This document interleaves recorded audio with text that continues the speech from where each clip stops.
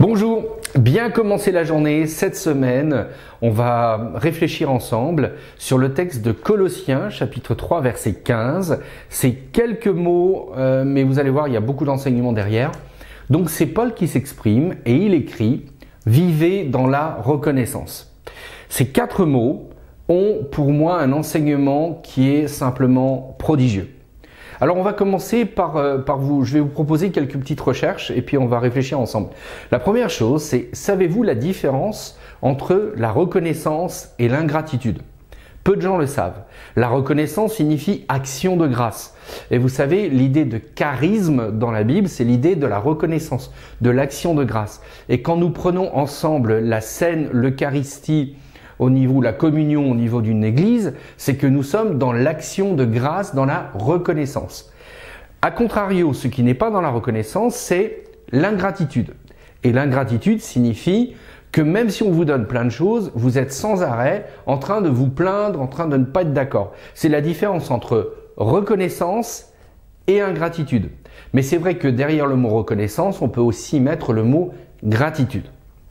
Et à ce sujet-là, j'aimerais vous faire part de recherches d'un psychologue américain qui s'appelle Robert Emmons et qui a bien travaillé sur l'idée des gens qui vivent dans la reconnaissance. Alors, qu'ils soient en arrière-plan chrétien ou pas, je pense qu'il y a des choses qui relèvent du bon sens humain et qui retrouvent écho dans l'intelligence de la foi. C'est pour ça que je vais utiliser ces travaux. Pour faire court, il y a 3 types de gens qui, visiblement, sont un peu toujours les mêmes. Donc, je vais vous les expliquer et puis cette semaine, on en parlera. Première catégorie de gens, ce sont les insatisfaits chroniques. Oui, ça existe et je vais y revenir. Deuxième catégorie de gens, ce sont les gens neutres. En quelque sorte, ils subissent leur vie, bon gré, mal gré, mais bon, ce sont les gens neutres. Et la troisième catégorie de personnes, ce sont les gens qui font ce que l'on appelle des choix en conscience. Et de là peut naître la reconnaissance et la gratitude. Je vais m'arrêter un moment sur l'insatisfait chronique. Je crois que quand Paul écrit aux Colossiens « Vivez dans la reconnaissance », ce qu'il est en train d'essayer d'exprimer, c'est « Ne soyez pas des insatisfaits chroniques ». Et bien souvent dans notre parcours de foi, nous sommes des insatisfaits chroniques.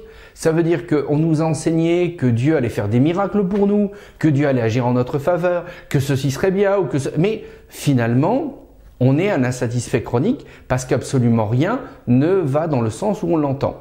Et puis, une fois qu'on passe de l'insatisfait chronique, on passe à la neutralité. Je vais à l'église, je sais plus trop pourquoi. Bon, je vis ma petite vie, je sais plus trop pourquoi.